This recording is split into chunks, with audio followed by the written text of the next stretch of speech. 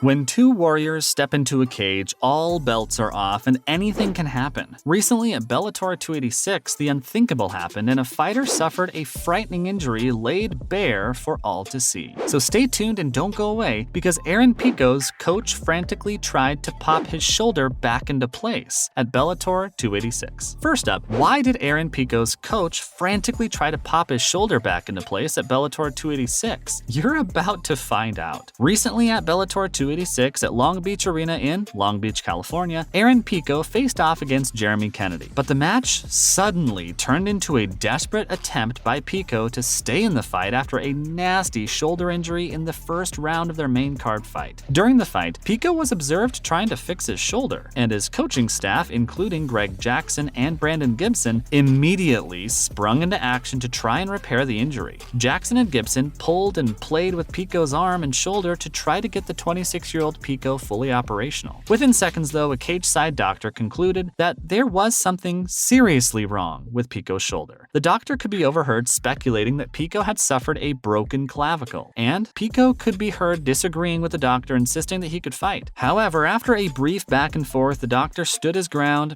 did what was in Pico's best interest, and called off the fight in the first round. It's like I said just seconds ago, when two fighters step into a cage, anything can happen. Do you think the cageside doctor made the right call in this case? Or should the doctor have given Pico's coaching staff a chance to work on and repair the injury? We'd love to know your thoughts, so drop a comment down below. Up next, will Jon Jones make his UFC debut at UFC 282? Let's take a look. Former UFC light heavyweight champ Jon Jones was sidelined since the early part of 2020, but he's hopeful to make his heavyweight debut on December 10th at UFC 282. Jones is highly motivated, training rigorously, and is hungry to get back into the octagon for UFC 282. The UFC hopes to get Jon Jones in the cage to square off against heavyweight champion Francis Ngannou. However, it's unlikely that Ngannou will be ready in time for December 10th, because he's still in the midst of an extensive rehabilitation program and recovering from knee surgery. Not only that, but Ngannou is still dealing with contract negotiations with the UFC. If Jones doesn't fight Ngannou, the only other likely candidate is Stipe Miocic. But a deal with Miocic is currently in limbo, and if no deal is inked with Miocic, Jones's heavyweight debut will likely have to wait until UFC 285 in March. Jones is now 35 years old, and he's spent the past 2 years bulking up to fight in the UFC's ultra-competitive heavyweight division. Jones vacated his light heavyweight belt in May of 2020 after a controversial victory over Dominic Reyes. Bones, as he's known to his fans, has long been considered one of the greatest fighters of all time, but he's also been the subject of controversy outside of the cage as well. Back in 2021, Jones was in Las Vegas and is alleged to have been involved in a domestic battery incident. The incident took place shortly after Jones's UFC Hall of Fame induction for his first fight against Alexander Gustafsson. Up next, speaking of controversial UFC heavyweights, did Ilir Latifi fight with a staph infection? Let's find out. The Nevada State Athletic Commission, or NSAC, has temporarily suspended UFC heavyweight Ilir Latifi after he admitted to fighting with a staph infection at UFC Vegas 61. Latifi secured a unanimous decision win over Alexei Olenek, but he told UFC commentator Paul Felder that he got a staph infection days before he was scheduled to fight Olenek and failed to report it to anyone. Latifi's leg was swollen and he didn't even tell his coaches. During a recent interview, Latifi reflected on his career and said, "It's an amazing sport, but the margins are so small. Today, actually, when I woke up, my leg was swollen. I was like, I can't cancel again, so I had to fight like this with a fever and a staph infection.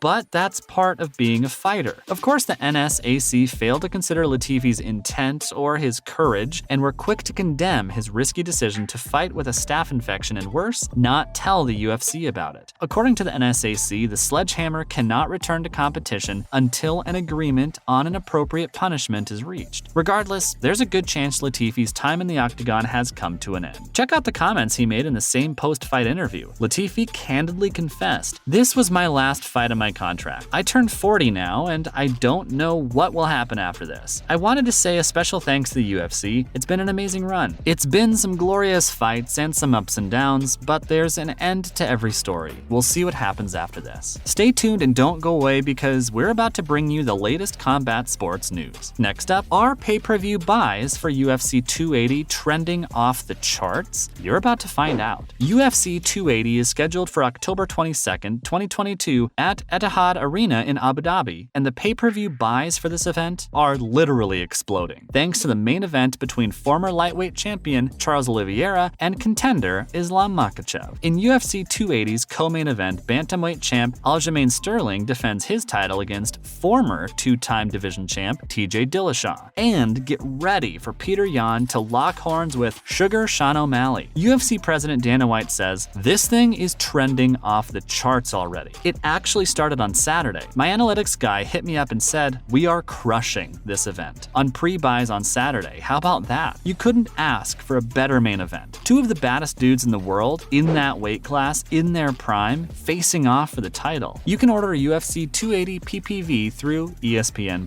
The winner of Oliveira versus Makhachev will likely have to defend the lightweight title against featherweight champ Alexander Volkanovski. Volkanovski flew to Abu Dhabi and he'll be on standby for the main event because Oliveira has a history of problems when it comes to cutting weight. In fact, in May, Oliveira's weight-cutting troubles led to the loss of his title. Up next, will Petr Yan pummel Sugar Sean O'Malley at UFC 280? Let's take a look. As I said, UFC 280's main card event features a highly anticipated matchup between Petr Yan and Sugar Sean O'Malley. There are a ton of eyes on this fight, and now a number of UFC fighters are weighing in and giving their fight predictions for Yan versus O'Malley. At the time of this recording, Yan is a -260 favorite, and O'Malley is a +196 underdog. So let's see how UFC fighters are picking to win. In Yan versus O'Malley, UFC lightweight Benail Dariush says, "I'm going to pick Sean O'Malley. I think the 3 rounds and his reach advantage will help him a lot here." UFC light heavyweight Volkan Ozdemir said, "I do think Petr Yan will get it, but I wouldn't be surprised if O'Malley used his size and length to just jab Yan and win a decision." But when UFC strawweight Mackenzie Dern was asked who she thought would win, there was absolutely zero doubt in her mind. With her great confidence, Dern replied, "Petr Yan, this is too much of a step up for O'Malley." Brandon Royval, however, couldn't agree with Dern and said, "I actually think O'Malley can use his distance to get the win." Who do you think will be the victor in Yan vs. O'Malley? Drop these comments, people, and let us know. Finally, did Joe Rogan just label Deontay Wilder the most impressive knockout artist in boxing history? 36-year-old Deontay Wilder recently returned to the ring, and he put Robert Helenius's lights out in epic style, with a knockout worthy of being etched into the history books. Despite being a longtime fan of Wilder, UFC commentator, general loudmouth, podcaster, and boxing fan Joe Rogan was totally blown away by Wilder's performance. When most people think of the most dangerous heavyweights of all time, Mike Tyson is often the first name that pops up. After all, Tyson's rise to fame was largely due in part to his prowess as a dangerous knockout artist,